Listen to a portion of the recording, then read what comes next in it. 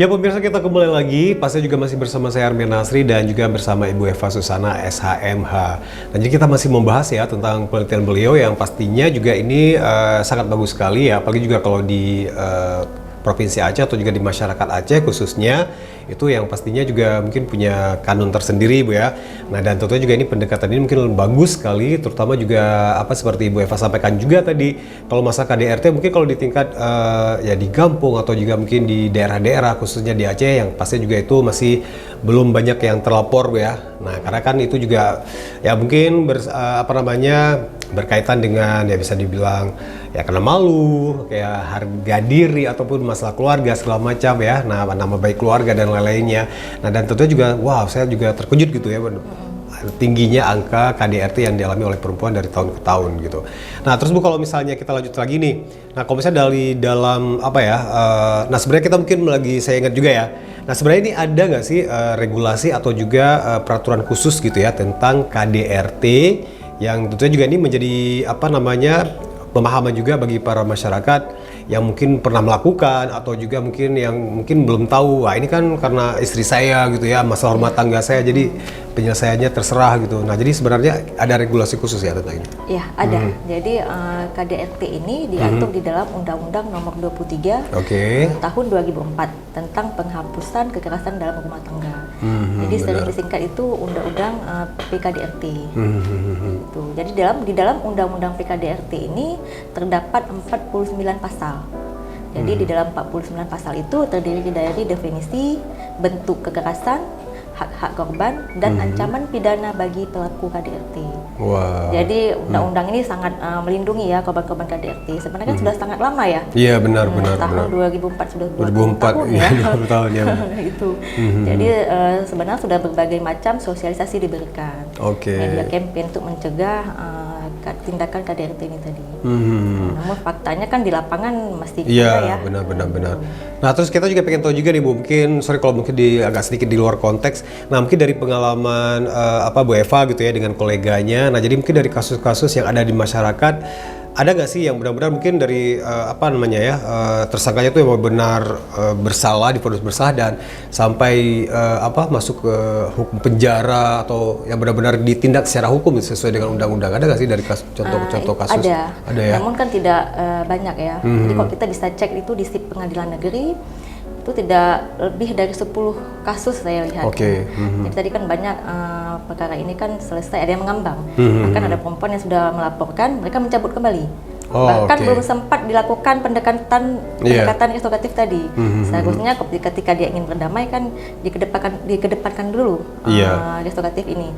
Supaya supaya kedepannya beliau terlindungi. Iya, benar. Ini kan ketika berdamai kan rentan terjadi pengulangan kekerasan itu.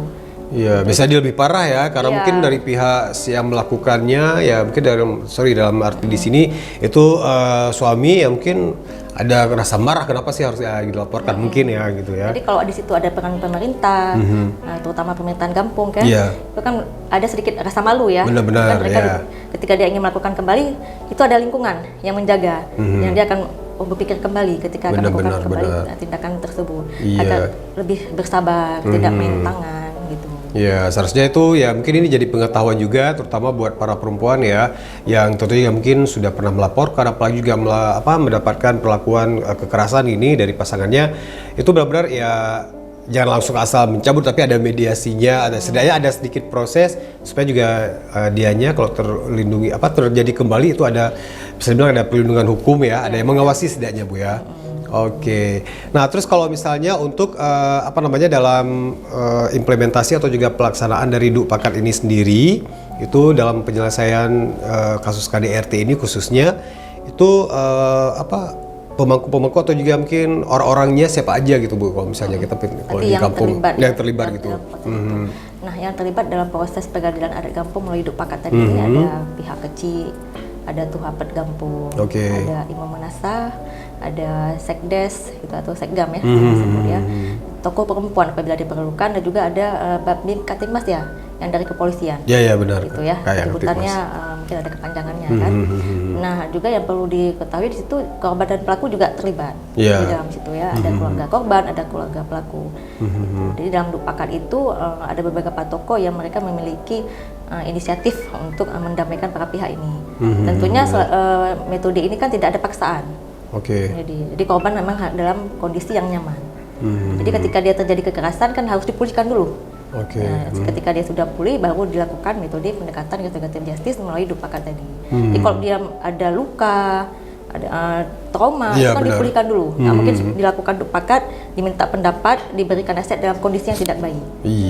Jadi kan harus dipulihkan dulu korbannya dan si pelaku meminta maaf dan tanda tangan surat pernyataan bahwasan berjanji tidak mengulangi perbuatan KDRT tadi. Gitu. Ya, berarti batasan kalau misalnya dalam dupakat ini ya untuk hanya sampai mencapai kata damai kah, atau juga mungkin bisa memvonis hukum kalau misalnya mungkin benar-benar bersalah ya, buktinya kuat atau apa gitu, mungkin dari saksi atau juga dari kesaksian korban, atau hanya sekedar memediasi, atau juga mungkin bisa ada next step-nya gitu, mungkin ada kasus-kasus occasional tertentu ya yang harus up ke pengadilan atau seperti itu. Nah, ini kalau dalam perkara KDRT ini kan tadi kita berbicara tentang restoratif justice. Artinya ini perkaranya diselesaikan di luar pengadilan. Jadi kalau ketika di luar pengadilan kita tidak menyentuh lagi ranah pengadilan. Nah, kalau sudah menyentuh ranah pengadilan kan nanti ada proses BAP di kepolisian, ada tuntutan di kejaksaan, dan juga ada pelimpahan ke pengadilan negeri untuk dilakukan pemeriksaan. Tentunya ada proses persidangan yang panjang hingga mendapatkan putusan si pelaku diberikan sanksi ancaman pidana. Nah, dalam hal ini ketika kita mencapai restoratif justice itu tidak ada. Jadi tidak ada ancaman pembalasan, bahkan itu menyampingkan pemidanaan kepada pelaku. Karena yang ingin dicapai di situ kan ada ruang pemulihan, ada ruang pendamaian, mengembalikan keadaan semula. Jadi karena ini sebuah keluarga, jadi mengembalikan hubungan yang harmonis antara korban dan pelaku. Itu yang akan dicapai yang di dalam restoratif justice ini. Nah, terus kalau menarik ya, karena ini juga berhubungan langsung dengan masyarakat. Nah, kalau misalnya untuk selama proses penelitian, nah jadi pastinya juga ini mungkin ada metode penelitian apa sih gitu yang digunakan gitu ya Bu ya, untuk menggali data di lapangan, dan tentunya juga mungkin menjadi referensi juga nih buat para pemirsa, khususnya mungkin mahasiswa hukum gitu ya, atau para dosen juga gitu ya, mungkin kurang lebih lagi melakukan research atau juga penelitian yang sama dengan yang Ibu Eva lakukan. Mungkin bisa share sedikit ini metodenya. Nah, jadi kan penelitian hukum ini kan kita melihat dari kasus ya. Jadi ada dua penelitian hukum ini, ada yang bersifat normatif, ada yang bersifat empiris. Nah, pada penelitian saya ini penelitian yang bersifat empiris. Artinya ada fakta-fakta di lapangan yang ingin kita ungkap. Jadi bagaimana suatu keberlakuan hukum itu berlaku secara undang-undang, secara de jure, dan kita lihat pelaksanaannya secara de facto. Artinya kita nanti ada proses wawancara responden, ada informan, gitu. Terutama tadi kan saya katakan ada kecil ya, di situ ya. Saya mewawancarai kecil, saya mewawancarai polsek, dan jika diperlukan korban KDRT kita juga bisa mewawancarai mereka dan menanyakan apa yang menjadi harapan mereka ke depannya, gitu kan. Nah, itu menjadi proses sebuah penelitian hukum. Tentu juga di samping tadi ada empirisnya, tentu ada penunjang, yaitu penunjangnya itu referensi pustaka. Jadi kan penelitian empiris ini kan didukung dengan jurnal, itu kan artikel penelitian, buku-buku yang terlibat di dalamnya ada restoratif justice. Nah terus kalau misalnya dari temuan gitu ya, dari penelitian ini mungkin yang Ibu Eva sampaikan ya terkait efektivitas dari dupakat ini ya, mungkin efektif atau juga berhasilkah itu dalam melindungi korban KDRT, setidaknya mungkin dari kasus-kasus yang sudah pernah ada itu berakhir seperti apa gitu ya, atau juga mungkin seperti apa gitu Bu temuannya. Jadi kan restoratif justice melalui dupakat ini memiliki kelebihan dan kekurangan. Jadi kalau kita lihat kelebihannya tadi mengembalikan hubungannya harmonis antara kedua belah pihak, karena ini kan hubungan keluarga. Dan kelebihan lainnya itu menekan angka perkara di pengadilan. Karena tadi sifatnya kekeluargaan kan, baru dilaporkan lusa sudah cabut. Benar-benar. Jadi kalau sampai di pengadilan ini kan menambah beban penegak hukum ya. Sebenarnya, tapi di satu sisi kan kita ingin melindungi si korban itu kan. Jadi sangat efektif dengan dupakat ini tadi menekan angka perkara di pengadilan. Nah, kekurangan itu kan ada dalam RG tadi ini, restoratif justice melalui dupakat. kekurangannya itu kan itu sangat rentan terjadi pengulangan kekerasan. Iya, benar. Itu kan tidak bisa dipastikan walaupun itu ada pemantauan dari pihak Gampung, dari pihak kepolisian. Kalau di dalam rumah tangga kan tidak ada yang kita nggak pernah tahu ya. Iya, tidak ada yang melihat. Jadi ada kekurangan pasti ada. Ada kelebihannya. Ada kelebihan kekurangan itu pasti ada.